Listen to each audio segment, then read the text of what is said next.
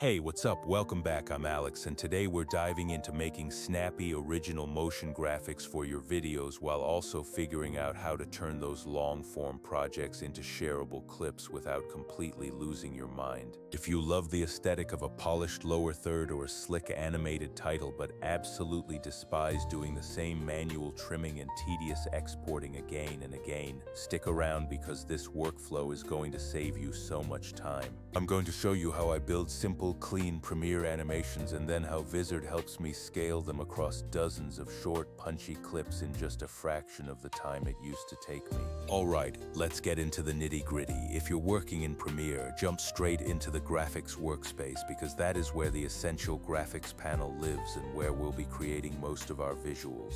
Whether you are crafting text layers, complex shapes, or precise masks, the fundamentals remain the same, and if you haven't built one before, there are tons of starter templates you can easily tweak to match your style.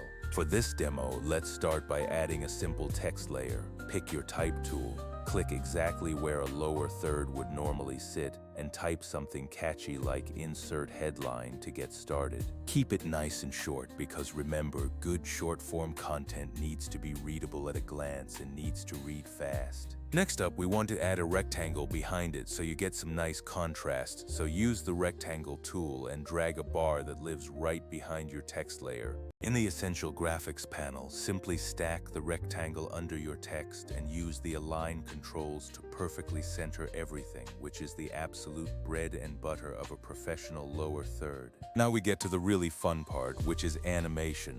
And there are three specific concepts I always think about: initial position, resting position, and the overall timing. The resting position is essentially where the graphic lands and stays while people read it, while the initial position is where it starts, usually off-screen or totally invisible. Then your timing gives the animation actual personality. Using things like ease, overshoot, or a subtle delay really helps make digital elements feel more organic and human. Start with position animation by selecting the text layer, opening the transform controls, and clicking the stopwatch for position at the exact frame where you want the title to be settled. That right there is your resting keyframe, so move back to the start of the clip and drag that X value off screen to the left to create a slide-in effect. Play it back and you've got a straightforward slide-in, and you can do the exact same thing for the rectangle, or better yet, pin the rectangle to the text so it follows automatically.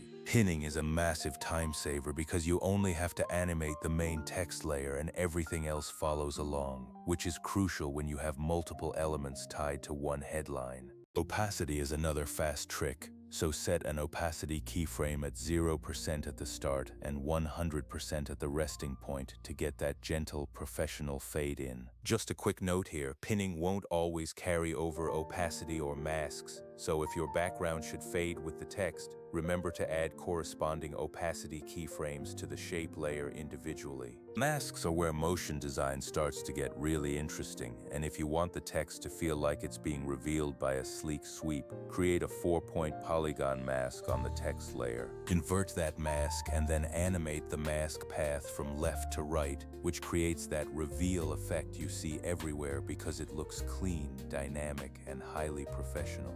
Here is a quick pro tip. Make sure your mask start and end positions are far enough off screen to account for longer headlines, otherwise a long name will peek out of the edges midway through the animation. Scaling and anchor points also deserve their moment because the anchor point determines exactly where scaling or rotation originates on your object. If you want text to pop up from the bottom like a rubber band, move that anchor point to the bottom of the text layer and then animate the scale property from 0 up to 100. Combine that with a little overshoot, where you move the scale past 100% then back down, and you get a very satisfying, energetic bounce. Now, if you do this for one clip, it's fun, but if you need to do this for 30 clips from a 90-minute stream, it is definitely not fun anymore. That is exactly where a workflow upgrade is worth its weight in views. because I take those templates I just described and use them as my reusable creative assets. I export the motion graphics template or save it in my essential graphics library, and then I let the tool Vizard handle the heavy lifting for the repurposing side of things.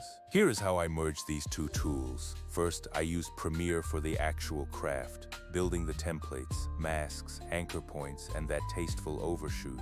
And then I use Vizard for the scale. Upload your long-form video into Vizard, and it will automatically find the high-energy moments, the topic transitions, and the likely viral segments from your footage. It generates a whole batch of short, ready-to-post clips that are already trimmed to perform, which saves me hours of manual labor every single week. You can then batch import those clips back into Premiere if you want to layer in your custom title templates, or you can directly attach your exported graphics to each clip in a simple batch step. Why this specific combo is so powerful is because you don't waste time scrubbing through hour-long footage hunting for that one sentence that actually slaps.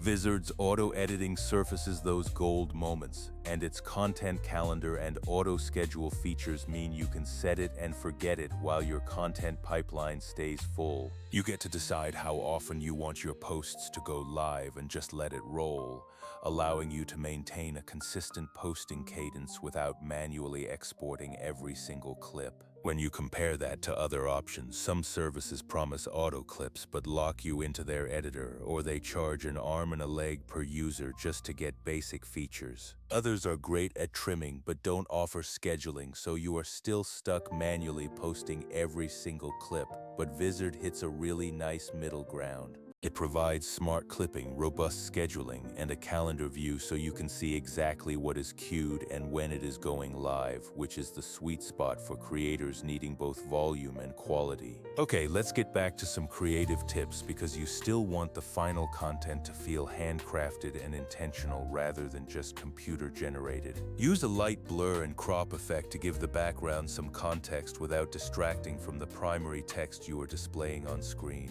For example, drop a subtle Gaussian blur on a duplicated clip sitting below the main footage and keyframe the blur down as your lower third animates into the frame.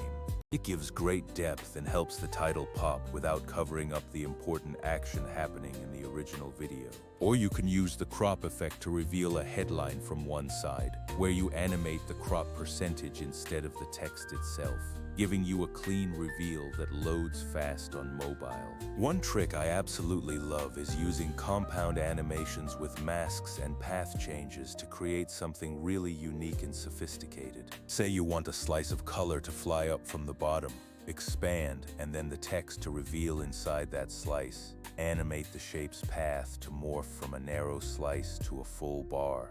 Add a mask reveal to your text and stagger those keyframes so the shape arrives slightly before the text, which creates a rhythm that looks professional and much less templated. Also, really think about your anchor points when scaling shapes, because if you scale a rectangle from the middle, it can often feel clunky or unrefined. Set the anchor point to one corner and scale outward to simulate growth or expansion, and combine that with a small position nudge for an overshoot effect. You end up with a micro animation that reads great on phones and keeps the viewer engaged without requiring complex 3D assets. When you've got a few go-to templates saved, the next step is total automation, where Vizard spits out dozens of shorts from that single long-form video.